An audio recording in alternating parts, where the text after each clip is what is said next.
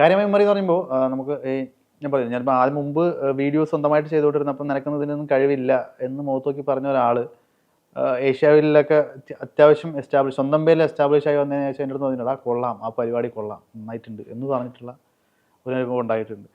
അപ്പോൾ അതൊരു അച്ചീവ്മെൻ്റ് ആയിട്ട് എനിക്ക് തോന്നി. കാരണം നിനക്ക് പറ്റില്ല അല്ലെങ്കിൽ അത് പോരടാ എന്നുള്ള രീതിക്ക് നീ ഭയങ്കര ഓവറാണ് എന്ന് ഇപ്പോഴും ഞാൻ നല്ലതാണെന്ന് പറയുന്നില്ല ഇപ്പോഴും, എന്നാലും നീ അത് നിനക്ക് പറ്റില്ല എന്നുള്ള രീതിക്ക് പറഞ്ഞ ഒരാൾ കൊള്ളാം, നിന്റെ പരിപാടി കൊള്ളാം എന്ന് ഞാൻ തോളി തട്ടി പറഞ്ഞപ്പോൾ അതൊരു അംഗീകാരമായിട്ട് തോന്നിയിട്ടുണ്ട്. ഏതെങ്കിലും വീഡിയോ എടുത്ത് പറഞ്ഞിട്ടുണ്ടോ? ലൈക്ക് ഈ അരികെ എന്ന് പറഞ്ഞൊക്കെ ഒരു വീഡിയോ, അതിപ്പോൾ ഞാനൊരു ഡയറക്ഷൻ ചെയ്ത് ഞാൻ അഭിനയിക്കുകയാണ് ചെയ്തത്. അപ്പോൾ അതിലൊക്കെ പെർഫോമൻസ് നന്നായിട്ടുണ്ടെന്ന് എടുത്തു പറഞ്ഞിട്ടുണ്ട്.